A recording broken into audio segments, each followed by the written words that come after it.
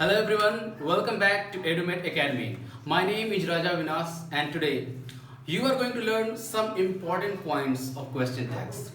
आज हम question tag के कुछ ऐसी इंपॉर्टेंट पॉइंट्स डिस्कस करेंगे जहां अक्सर स्टूडेंट्स कंफ्यूज होते हैं। तो पिछली वीडियो में हमने आपको कुछ और पॉइंट्स बताए थे, तो सबसे पहले मैं उन पॉइंट्स को एक बार रिव्यू करने की कोशिश करता हूँ। जैसा कि मैंने यहाँ पे दो सेंटेंसेस लिखे हैं, मैंने लिखा है राहुल डज नॉट प्ले, यहाँ मैंने कॉमा दिया है, और मैंने लिखा है ही हैज प्लेड। तो पिछली वीडियो में मैंने आपको बताया था कि क्वेश्चन टैग का मतलब क्या होता है, क्वेश्चन टैग का प्रयोग हम क्यों करते हैं। क्वेश्चन टैग का प्रयोग हम किसी प्रश्न को पूछने के लिए नहीं करते हैं, बल्कि क्वेश्चन टैग का प्रयोग हम अपने द्वारा कहे गए कथन यानी स्टेटमेंट की संतुष्टि के लिए या उसकी सहमति के लिए हम आपसे पूछते हैं। जैसे मैं अगर आपसे ये कहूँ कि मैं आपको पढ़ाता हूँ, है ना, मैं आपको पढ़ाता हूँ, है कि नहीं, तो इसका मतलब कि मैं आपको पढ़ाता हूँ ये बात सत्य है, 100% सत्य है। सिर्फ और सिर्फ मैं अपने इस कथन की पुष्टि के लिए आपसे सहमति जताना चाहता हूँ, और सहमति के लिए ही क्वेश्चन टैग्स का प्रयोग किया जाता है। इस बात को आप हमेशा ध्यान रखेंगे। चलिए, पिछली वीडियो में मैंने आपको एक और खास बात बताई थी कि अगर कोई भी सेंटेंस नेगेटिव होता है वहां पर हम पॉजिटिव क्वेश्चन टैग का प्रयोग करते हैं, और अगर आपका सेंटेंस पॉजिटिव यानी कि अफर्मेटिव डिग्री में है वहां पर हम इसको नेगेटिव क्वेश्चन टैग के रूप में प्रयोग करते हैं। आइए इन सेंटेंसेस को सबसे पहले मैं आपको बना के दिखाता हूं। जैसे जो पहला सेंटेंस में लिखा है Rahul does not play, this is a negative sentence. इसका क्वेश्चन टैग कैसे बनता है, चलिए मैं एक बार आपको बना के दिखाता हूं। Does he and after then we will put a question mark at the end of question tags. अब यहां आपने देखा कि we have an auxiliary verb does, यहां पे auxiliary verb does है, और पिछली वीडियो में मैंने आपको बताया था कि क्वेश्चन टैग बनाने के लिए auxiliary यानी कि हेल्पिंग वर्ब का होना बहुत ही इंपॉर्टेंट है। हेल्पिंग वर्ब के साथ ही हम क्वेश्चन टैग को बनाते हैं।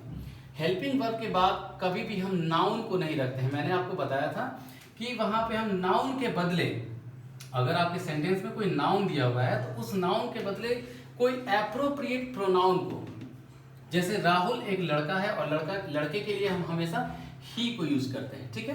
तो आपको किसी भी नाउन के बदले में एप्रोप्रिएट यानी कि सबसे उपयुक्त जो प्रोनाउन होगा वहां हम उसको प्लेस करेंगे, ठीक है। तो राहुल के लिए मैंने यहाँ पे ही रखा। अगर यहाँ सीता होती, सीता डज नॉट प्ले, तो हम यहाँ पे शी करते। अगर यहाँ होता बॉयज डू नॉट प्ले, तो हम यहाँ पे डू का प्रयोग करते हैं, लेकिन यहाँ पे दे का प्रयोग करते हैं। क्यों?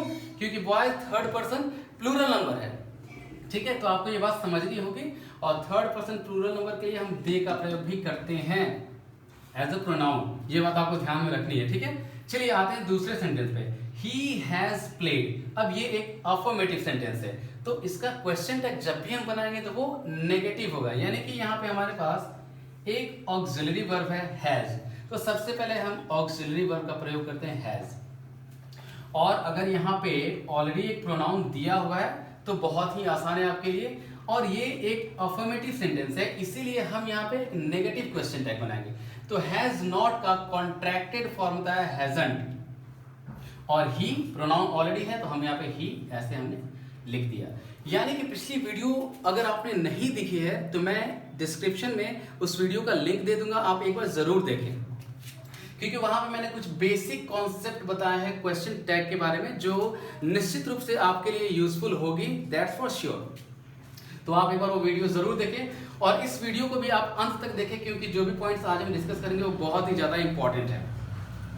Rahul does not play, does he, because this is a negative sentence and we are going to use a positive question tag, and in the second sentence this is an affirmative sentence, that is why we are using a negative question tag। तो मुझे उम्मीद है कि ये point आप जरूर समझ गए होंगे।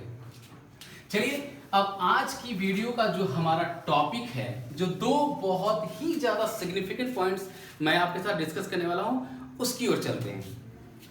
चलिए अब मैं यहाँ पे आपके सामने कुछ वर्ड्स लिखने जा रहा हूं, आप ध्यान रखेंगे, दिस इज रूल नंबर 1, ठीक है, या पॉइंट नंबर 1, आप कुछ भी कह सकते हैं। चलिए मैं कुछ खास वर्ड लिखूंगा, आप जरूर यहां ध्यान देंगे।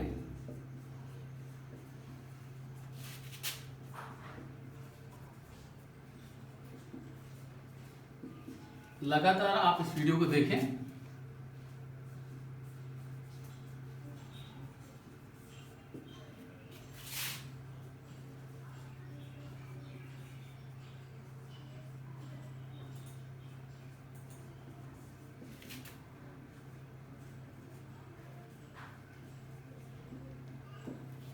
अब यहाँ पे मैंने कुछ खास वर्ड्स लिखे हैं और मैं जैसे जैसे आप वीडियो में आगे बढ़ेंगे आपको ये पता चल जाएगा कि मैंने ये पॉइंट्स क्यों लिखे हैं। चलिए, अब आपको मैंने पहले ही बताया है कि जो भी पॉजिटिव स्टेटमेंट्स होते हैं उसका क्वेश्चन टैग हम नेगेटिव बनाते हैं, और जो भी नेगेटिव स्टेटमेंट्स होते हैं या सेंटेंसेस उनका क्वेश्चन टैग हम पॉजिटिव बनाते हैं। चलिए, उसी से रिलेटेड ये हमारा एक बहुत ही खास पॉइंट है और अक्सर स्टूडेंट्स यहाँ पे कंफ्यूज होते हैं। मैं कुछ सेंटेंसेस के माध्यम से ये सारे डाउट्स क्लियर कर दूंगा। आप बने रहें लगातार वीडियो के अंत तक।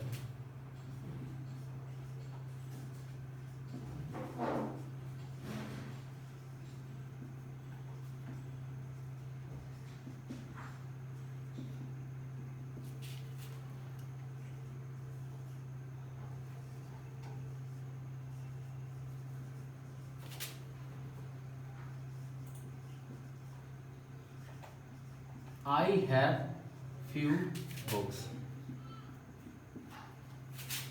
सेंटेंसेस आप ध्यान से देखते चलेंगे और जैसे ही मैं सेंटेंसेस लिख देता हूं फिर मैं आपको एक इंपॉर्टेंट टास्क देने वाला हूं, इसलिए आप लगातार वीडियो के अंत तक बने रहें।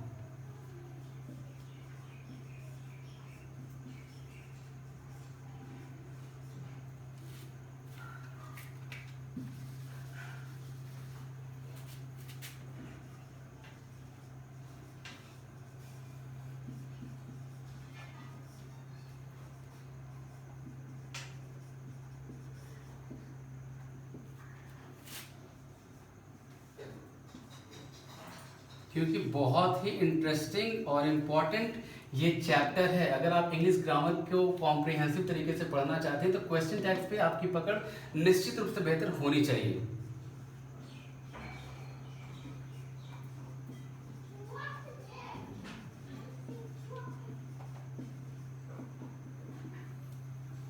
चलिए, सबसे पहले मैं इन 4 सेंटेंसेस के माध्यम से आपको बताने की कोशिश करता हूं। अगर मैं आपसे सिर्फ एक चीज और मैं आपसे रिक्वेस्ट करूंगा कि जो भी स्टूडेंट्स अभी वीडियो को देख रहे हैं वो वीडियो को पॉज करें और सबसे पहले आप कोशिश करें कि इन सारे सेंटेंसेस, जो 4 सेंटेंसेस मैंने बोर्ड पे लिखे हैं, उन 4 सेंटेंसेस को क्वेश्चन टैग के रूप में बना के और आप वीडियो को पॉज करके उसे बनाएं। और उसके बाद मैंने जिस तरीके से बनाया है आप एक बार मिलाकर देखें कि आप कितना सही बनाते हैं। और अगर आप सही बनाते हैं तब तो यानी आपका कॉन्सेप्ट बिल्कुल क्लियर है, और अगर आपने गलत बनाया है तो भी चिंता करने की कोई जरूरत नहीं है, क्योंकि मैं अभी जो कॉन्सेप्ट बनाने वाला हूं वो आपको आसानी से समझ में आएगा कि आपने गलती क्यों की है। चलिए, अब मैंने यहाँ लिखा ही नेवर टेल्स अ लाई। अब आप यहाँ सोचेंगे कि ये यहाँ पर नो और नॉट, क्योंकि देखिए स्टूडेंट्स, अक्सर हम लोगों ने बचपन से नो और नॉट, ज्यादातर वक्त अगर हम नो या नॉट देखते हैं किसी भी सेंटेंस में तो हमें ये पहचान में हो जाता है या हम पहचान जाते हैं कि ये एक नेगेटिव सेंटेंस है। ये हमारा माइंडसेट उस तरीके का हो चुका है।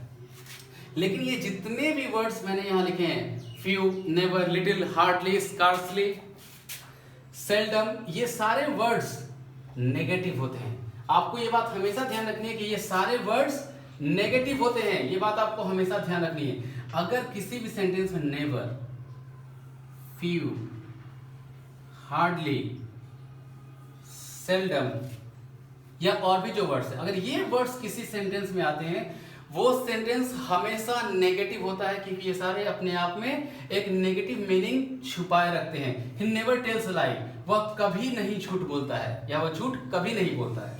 I have few books, few और लिटिल, इसके बारे में भी एक कॉन्सेप्ट है मैं जो आपको जैसे ये चारों आपको मैं बना के दिखाऊंगा आपको फ्यू और लिटिल का एक कॉन्सेप्ट क्लियर करूंगा। बिल्कुल बने रहिए।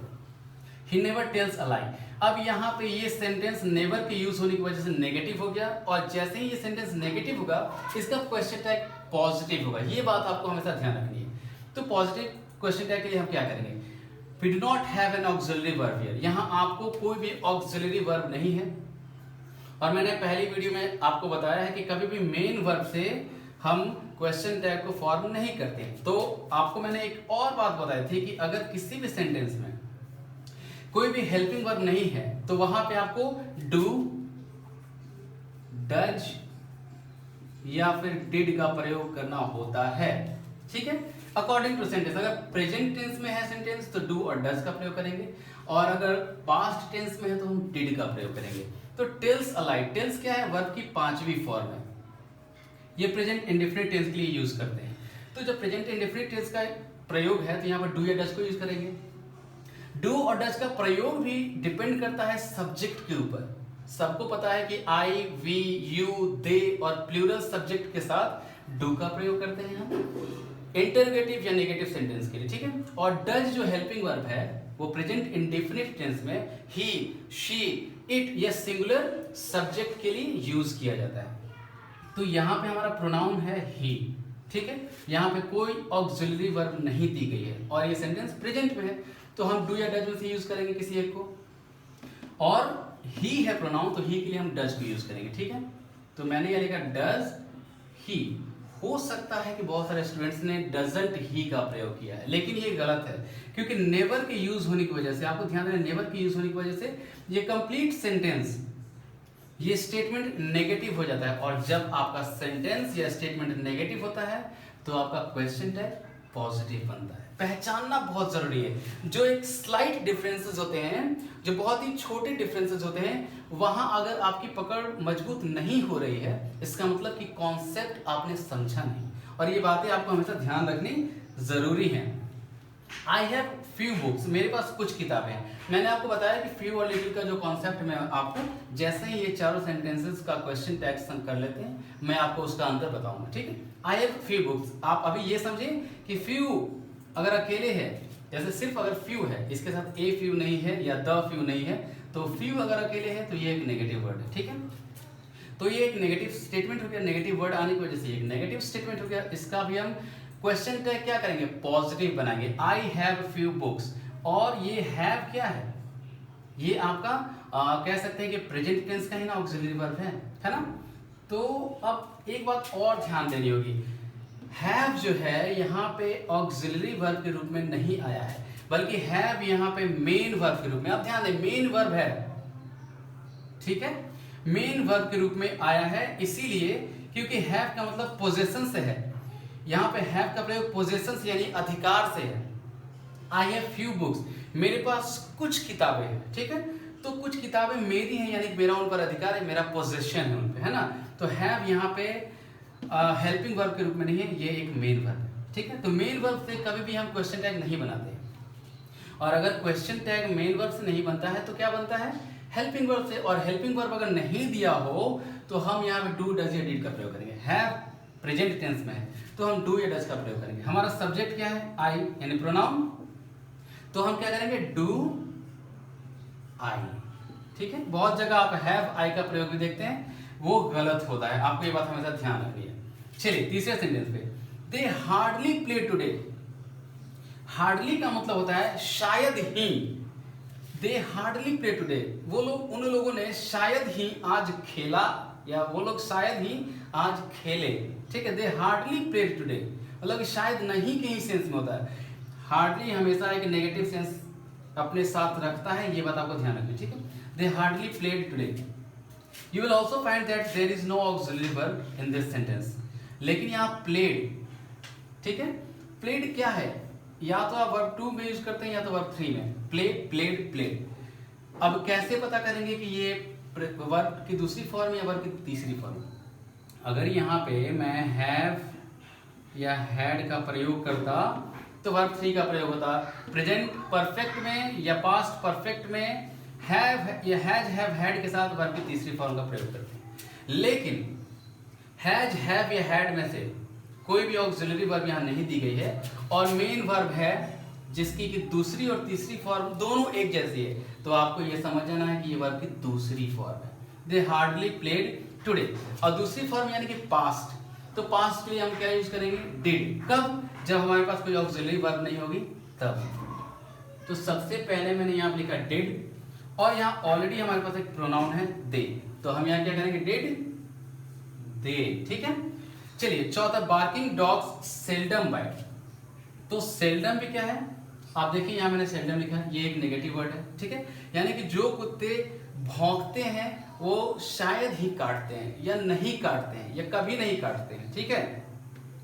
तो बार्किंग डॉग्स ये आपका सब्जेक्ट हो गया, ध्यान, बार्किंग डॉग्स आपका सब्जेक्ट हो गया, ये जिरंड फॉर्म है। जैसे रनिंग बॉय, ठीक है, जैसे दौड़ता हुआ लड़का, रनिंग बॉय, यहाँ पे रनिंग बॉय अगर होता, मतलब रनिंग बॉय जो जिरंड के साथ नाउन का प्रयोग होता है, तो वो एक कंप्लीट सब्जेक्ट का फॉर्म होता है। जैसे बार्किंग डॉग्स, ये दोनों सब्जेक्ट हैं यहाँ पे, ठीक है ना, आप ध्यान रखेंगे। बार्किंग डॉग्स सेल्डम बाइट, ये एक नेगेटिव स्टेटमेंट है, तो इसके साथ पॉजिटिव क्वेश्चन टैग का प्रयोग करेंगे। तो डॉग्स सेल्डम बाइट, ये प्रेजेंट इंडेफिनिट टेंस का एक सेंटेंस है। प्रेजेंट इंडेफिनिट टेंस का एक सेंटेंस है, यहाँ पे कोई हेल्पिंग वर्ब नहीं दिया हुआ है, ठीक है, बाइट मेन वर्ब है। तो डू डज का प्रयोग करेंगे क्योंकि ये प्रेजेंट टेंस में है ना। तो यहाँ पे और हमारा जो सब्जेक्ट है वो क्या है, प्लूरल है ना।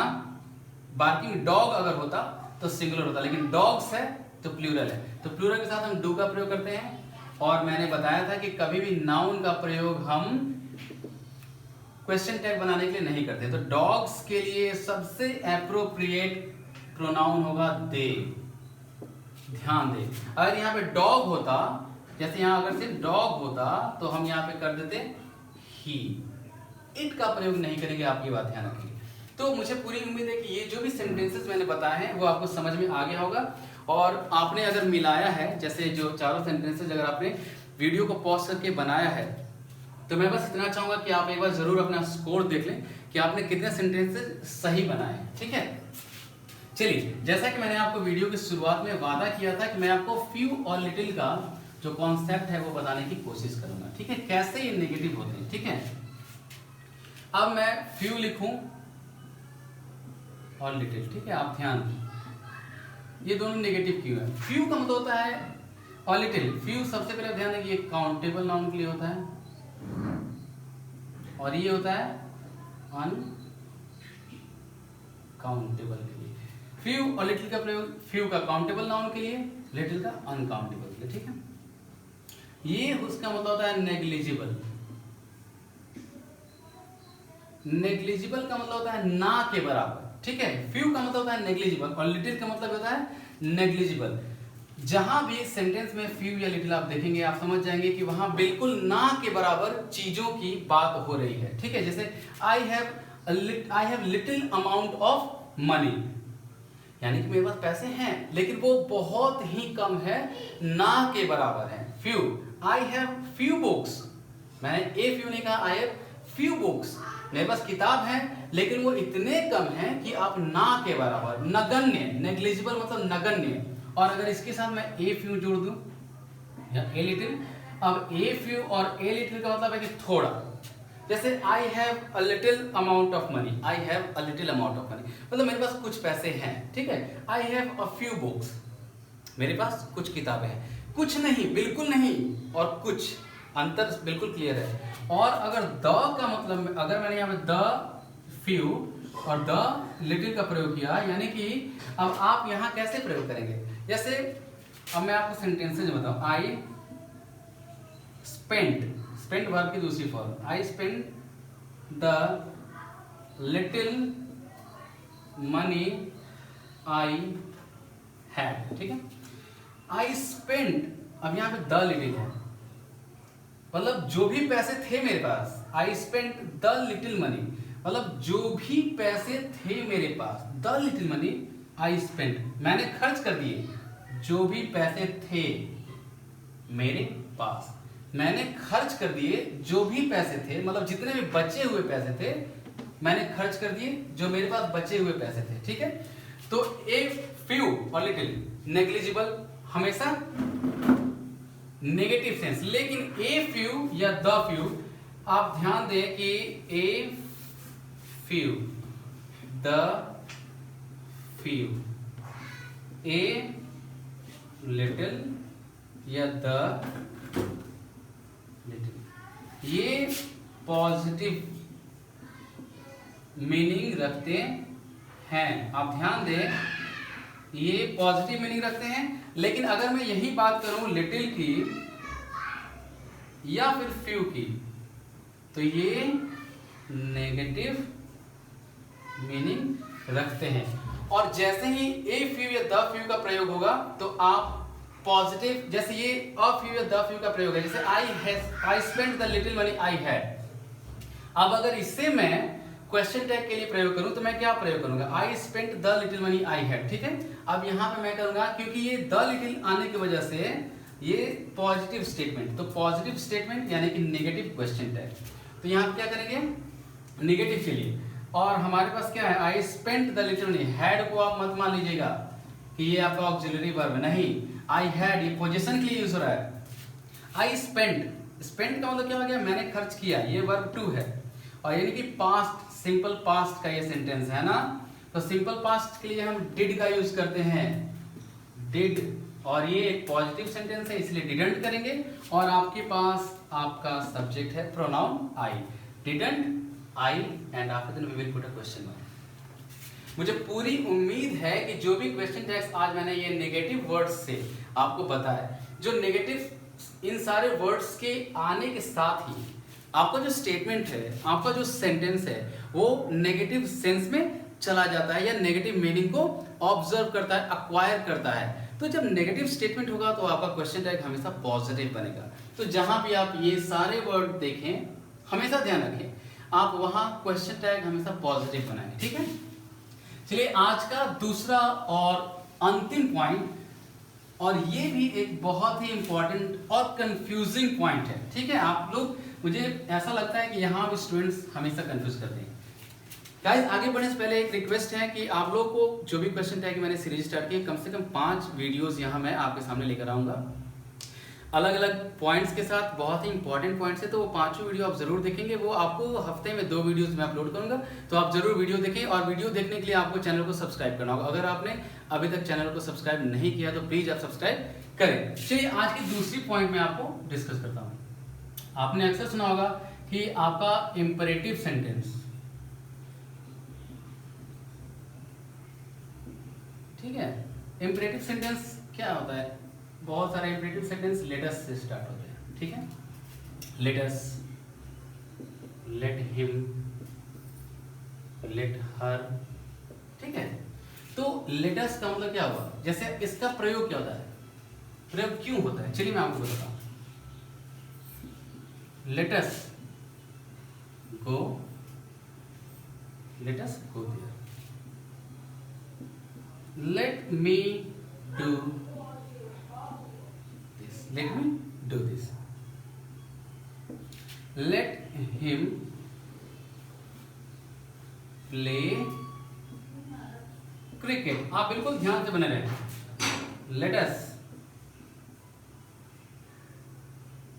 let us reach there।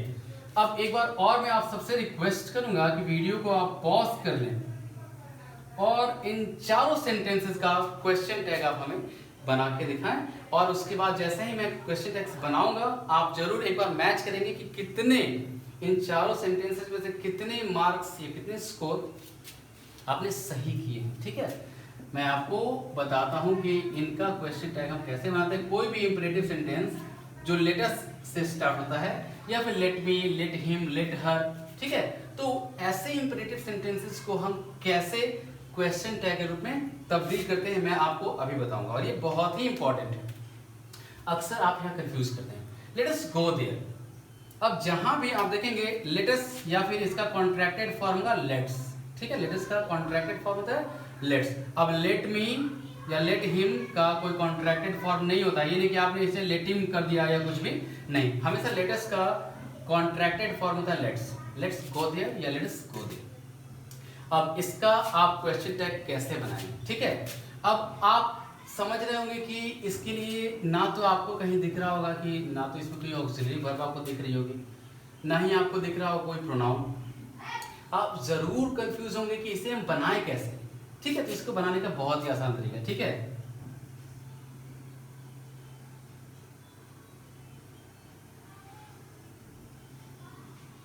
ठीक है, let us go there.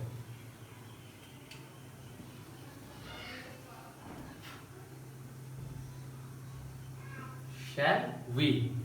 Let me do this. Will you? Let him play cricket. will you, let us reach there,